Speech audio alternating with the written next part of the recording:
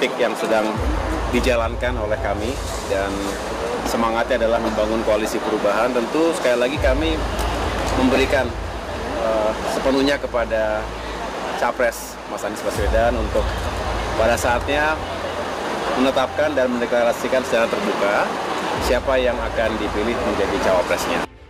Efek buruk AHY mengunci Nasdem dan PKS untuk menjadi cawapres Anies. Paloh auto keok. Konflik internal koalisi ini seolah tiada akhir. Ditulis oleh tim redaksi jurnal, dikutip dari berbagai sumber. Halo, kembali berjumpa dengan suara Fani Bakri di channel Media 45. Agus Yudhoyono yang gak pernah disebut-sebut oleh Anies Baswedan sebagai kandidat calon wakil presidennya. Sejak awal, meski sudah pasang gaya cantik dari segala arah dan rupa, tapi AHY tetap dianggap tidak menarik buat Anies. Karena pasangan Anies-AHY sebenarnya juga tidak akan menambah elektoralnya Anies Baswedan. Anies dan AHY itu punya pendukung yang irisannya sama. Sehingga yang suka sama mereka, ya orangnya itu aja. Jadi buat apa disatukan kalau nggak menambah suara?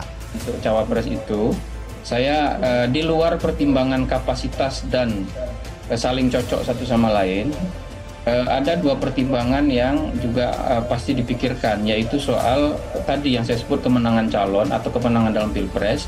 Tapi yang kedua ada juga soal pengaruhnya kepada partai yang mendukung atau yang mengusung gitu. Baik. Nah, dalam konteks inilah maka kalau yang kita pertimbangkan soal pengaruhnya kepada partai yang mendukung, maka di antara tiga nama itu yang paling potensial adalah AHY. Ya. Kenapa? Karena partai PKS itu pemilihnya sudah cukup identik sebagai supporter kuat Anies. Kasihan memang AHY, dan lebih kasihan lagi nasib Demokrat ke depan. Kalau AHY nggak jadi apa-apa, bisa dibilang suara Demokrat di Pilpres 2024 akan meluncur lebih dalam ke dasar jurang, tenggelam dan hilang dari pasaran. Sedangkan Partai Nasdem itu juga sudah mulai memperoleh limpahan tambahan atau paling tidak pengaruh positif dari deklarasi dan pencalonan Anies oleh Nasdem, dan Anies juga punya hubungan yang cukup kuat dengan Nasdem secara historis. Nah, yang belum memperoleh cukup kuat pengaruh itu adalah Partai Demokrat. Karena itu Partai Demokrat perlu menempatkan kadernya, dalam hal ini adalah AHY. Sehingga pertimbangan Nasdem adalah ketika dia mengusung Anies Baswedan, apakah betul dipastikan bahwa Anies bisa memenangkan pertarungan 2024. Jadi memang pertimbangannya memang menang kalah. Jadi masih ada, itu yang pertama, ada keraguan karena memang kalau sampai kalah aku berada di luar pemerintahan. Karena Pak Jokowi kan cukup kesel dengan sikap politik yang dilakukan oleh Nasdem. Kritikus Faisal Assegaf mengungkapkan bahwa Ketua Umum Partai Demokrat Agus Harimurti Yudhoyono atau AHY terkesan mengunci Nasdem dan PKS untuk menjadi cawapres Anies Baswedan. Hal yang membuat AHY mengunci Nasdem dan PKS yaitu presidensial threshold atau ambang batas 20%. Tanpanya, Anies Baswedan tidak bisa maju sebagai capres di Pilpres 2024. Akibatnya, Partai Koalisi Perubahan terlihat kaku. Tersandera kepentingan pribadi yang sangat menonjol. Suara rakyat pun seolah diabaikan. Lebih lanjut, menurut Faisal, ada sosok yang memang layak dan ideal untuk mendampingi Anies, namun bukan AHY.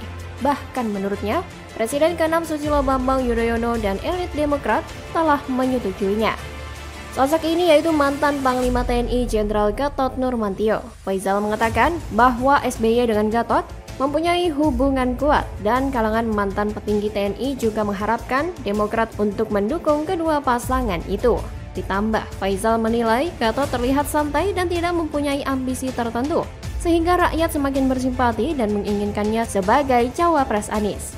Jika diperhatikan, mencari parpol untuk dijadikan mitra koalisi tidaklah mudah karena memerlukan kesepahaman dalam banyak hal, visi dan misi yang sesuai. Walaupun sudah berkoalisi, tidak menutup kemungkinan masih ada konflik karena kepentingan masing-masing. Hal ini rupanya terjadi di Koalisi Perubahan untuk Persatuan. Konflik terjadi sudah lama antara Partai Nasdem dan Partai Demokrat. Pantas saja deklarasi terbentuknya koalisi perubahan sangat lama. Seolah ada masalah, ternyata masalahnya hal seperti ini. Apalagi masalah pokok yang sangat sulit sepakat adalah penentuan cawapres pendamping Anies. Sebenarnya mereka pernah menyatakan jika masalah penentuan cawapres diserahkan sepenuhnya kepada Anies Baswedan sebagai capres. Tapi pada kenyataannya ada indikasi pemaksaan dari internal KPP. Partai Nasdem menuduh Partai Demokrat terlalu memaksakan diri agar ketua umum mereka jadi cawapres Anies. Jadi ketika koalisi ini masih cair, artinya bisa berubah komposisi. Ada yang datang, ada yang keluar, masih sangat mungkin apapun bisa terjadi. Dari awal pembentukan KPP sudah terjadi berbagai riak perbedaan yang membuat kondisi politik internal koalisi hangat bahkan panas. Hal ini tentu saja membuat panas dingin Anies Baswedan karena konflik ini berpotensi menyebabkan ada parpol yang hengkang. Satu saja parpol keluar, maka koalisi pun bubar. Sejak awal pembentukan KPP terjadi konflik khususnya masalah penentuan siapa cawapres, pada piagam sudah disepakati bahwa penentuan cawapres diserahkan sepenuhnya kepada capres Anies Baswedan. Tetapi pada pelaksanaannya tetap saja ada indikasi konflik. Partai Nasdem menuduh Demokrat terlalu memaksakan AHY jadi cawapres, tidak seperti Nasdem yang benar-benar menyerahkan masalah tersebut kepada capres Anies. Demokrat tentu saja tidak enak dengan tuduhan tersebut. Walaupun melihat gestur politiknya memang demikian, Demokrat kekeh AHY jadi cawapres Anies. Bahkan Ketua Bapilu Partai Demokrat menyatakan jika Anies tidak mengumumkan nama cawapres bulan Juni ini, maka Demokrat akan melakukan evaluasi menyeluruh. Tentu saja pernyataan ini sebuah ancaman yang membuat Nasdem gerah. Pertengkaran ini terus terjadi dan belum juga ditemukan solusi, padahal kondisi cukup berbahaya terhadap kesulitan internal koalisi. Nasdem sendirian tidak akan mampu untuk membawa Anies ke Pilpres mendatang. Pertanyaan-pertanyaan ini seolah memberitahukan kepada publik bahwa terpilih tidaknya AHY jadi cawapres akan mengakibatkan salah satu parpol keluar. Jika ini terjadi, maka KPP akan bubar dan otomatis tiket Anies capres melayang. Bagaimana kalau menurut Anda? Kalau menurut saya ada dua kemungkinan ya. Ganjar memang dizolimi atau Ganjar sedang dibuatkan skenario untuk flying victim. Ya, karena kita tahu bahwa elektabilitas Ganjar ini jauh di atas Puan. Ini fakta yang tidak terbantahkan, gitu ya. Itu fakta yang tidak terbantahkan. Akui kekuatan Ganjar. Viral tersebar video Irma Suryani Caniago diam-diam dukung Ganjar. Elektabilitas makin melejit. Kini lebih pilih Ganjar daripada Anies jadi presiden. Ditulis oleh tim redaksi jurnal, dikutip dari berbagai sumber. Halo, kembali berjumpa dengan Suara Fani Bakri di channel Media 45.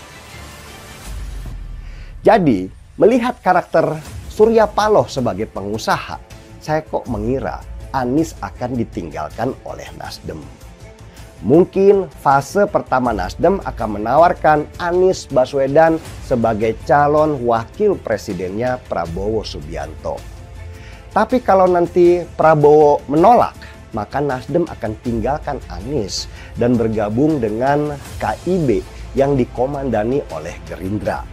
Nasdem meninggalkan Anies, Demokrat dan PKS menjadi oposisi, maka kita semua akan mengucapkan sayonara Anies, selamat tinggal. Bahkan kalau kita sandingkan dengan suaranya Pak Prabowo pun sebenarnya suaranya nggak terlalu jauh, masih sebatas margin of error dengan Prabowo, suara elektabilitas Ganjar. Nah, tentu ini menjadi satu modal bagi PDIP untuk bisa melepas dua peluru di Pilpres 2024 nanti. Ya, Nasdem tidak mungkin mempertahankan Anies Baswedan ketika kebuntuan penentuan cawapresnya masih saja terus terjadi. Jadi kemungkinan nanti Nasdem akan keluar dan mencari koalisi baru. Dan yang paling mungkin adalah berkoalisi dengan Partai Gerindra. Nah, mengapa saya katakan demikian? Karena sepertinya PDIP dan Presiden Jokowi sendiri telah dibuat kecewa besar atas keputusan Surya Paloh yang telah mengusung Anies Baswedan sebagai bakal calon presiden di 2024. Pemilihan baca pres Partai Nasdem yang akhirnya memilih Anies Baswedan menjadi capres ternyata menuai banyak pro kontra. Lihat saja banyak juga kader ataupun elit Nasdem yang memilih mundur karena tak setuju dengan penunjukan Anies Baswedan sebagai baca pres. Gubernur Jawa Tengah Ganjar Pranowo disebut-sebut sedang dizolimi karena tidak diundang saat Ketua DPD PDIP Puan Maharani memberikan arahan untuk kader. Padahal acara itu dihadiri Kepala Daerah se-Jawa Tengah dari PDIP Perjuangan.